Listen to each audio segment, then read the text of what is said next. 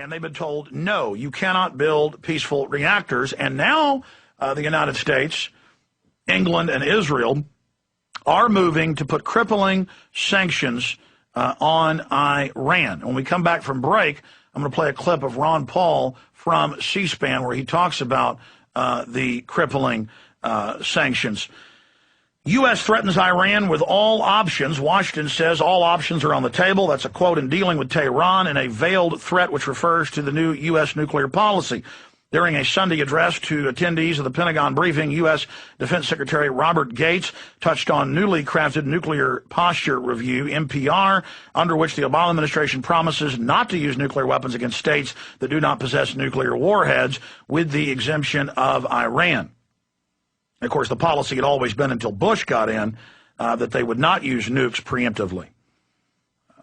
We always had mutually assured destruction. Whoever fires first gets blasted.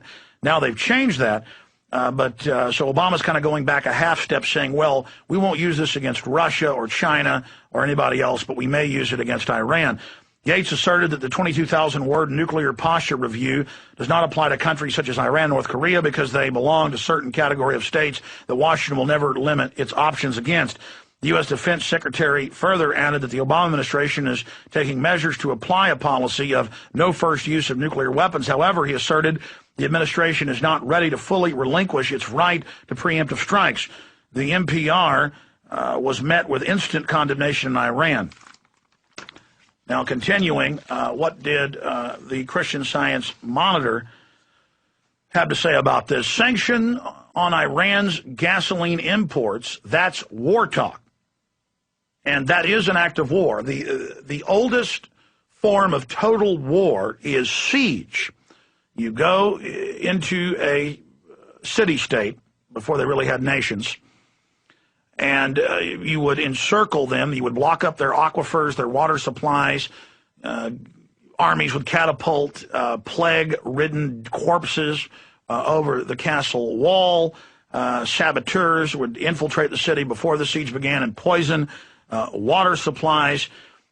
So cutting off resources, cutting off food, cutting off water, cutting off gasoline, cutting off medicines is one of the oldest forms of siege.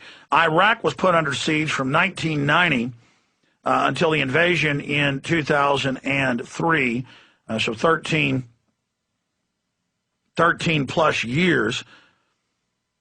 And of course, we saw lots of propaganda pieces about how Saddam was using the money for himself. Regardless, the point is, this was done through the sanctions.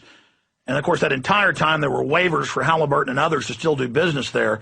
So U.S.-based corporations also made great profits out of selective enforcement on the rules. But under the rules of war, under international law, this is war.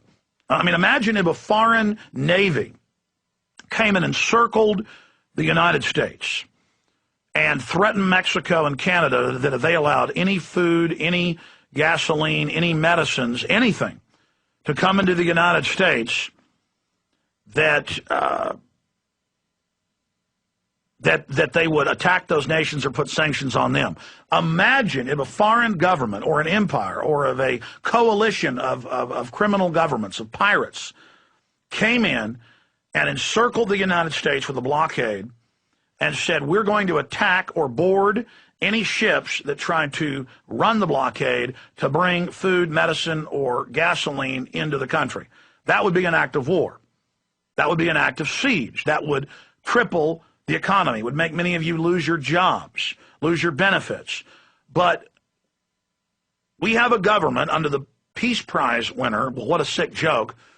That's like giving an ADL award to Hitler or something. It's just asinine.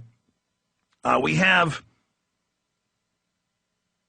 the Congress almost unanimously in the House. Sanctions on Iran's gasoline imports, that's war talk. Congress is moving quickly to force Obama into blocking gasoline sales in Iran over its nuclear ambitions. A U.S. naval blockade is the only real way to enforce that. And from Iran's point of view, that means war. Well, not just from Iran's point of view.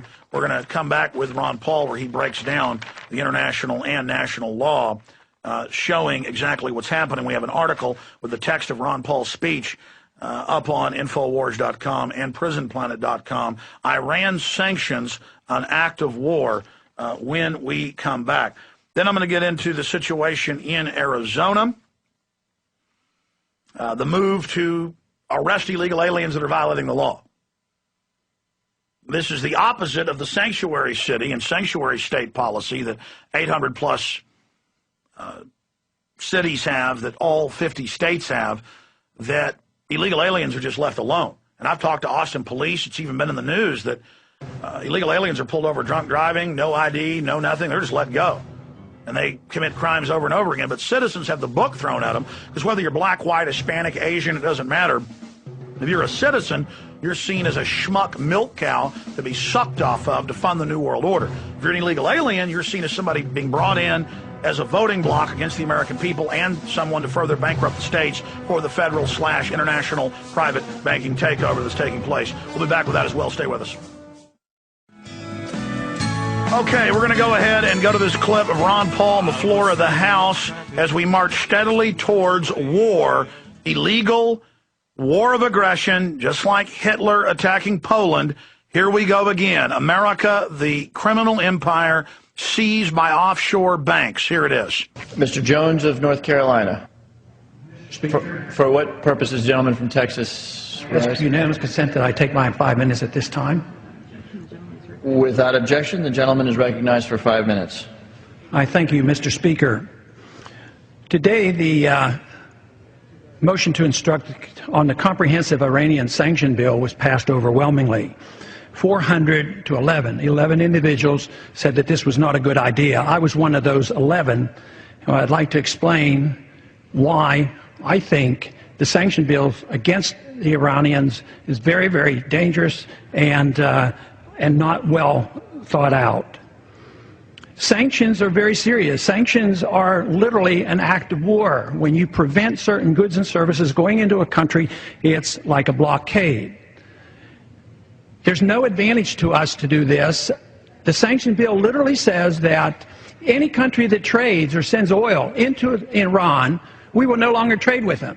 So if Russia sends in oil or gasoline or refined products, or China does, we are theoretically under this bill not to trade with them. Can you think of anything more chaotic than having a trade war with China at this particular time? So often, well-intentioned foreign policy procedures backfire, they have unintended consequences, and there's too often blowback. Today, unbelievably, we are engaged in so many places in the world, and we can't afford it. Our foreign policy costs us $1 trillion a year to operate. We're in 135 countries. We have over 700 bases throughout the world. We are engaged in military confrontation in Iraq, Afghanistan, and Pakistan. We're bombing in Yemen, and as well as having surrogates fighting in Somalia. We're flat out broke. The policy is driving our enemies into the hands of the Chinese, and here we are looking for another war. It makes no sense whatsoever. The conversation today was nothing more than war propaganda on why we have to get ready to bomb the Iranians. There is no proof, according to our CIA, that they're actually working on a nuclear weapon. Now, I'm sure they would like to. Why not?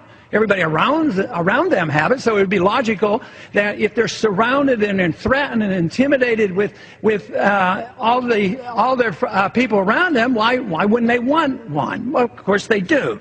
But others have it. They have never been found in violation of the Non-Proliferation Treaty. Never. And yet, Pakistan, India, and Israel, they don't even belong. And they're our friends, and we give them money. Pakistan, they get support from us. They have nuclear weapons, and they have been known to send nuclear technology to North Korea. So the whole process makes so little sense. The language today was used that, well, we have to go in because of the weapons of mass destruction. They're going to have missiles, and they're going to attack us. It's identical to the propaganda promoting in 2002, in 2001, before we attacked Iraq. So the same process is occurring. Try to generate all this excitement about the need to use hostilities. Now, a lot of individuals vote for sanctions that are basically anti-war, and they don't like the military option, and they think this is an alternative. I think that is deeply flawed thinking.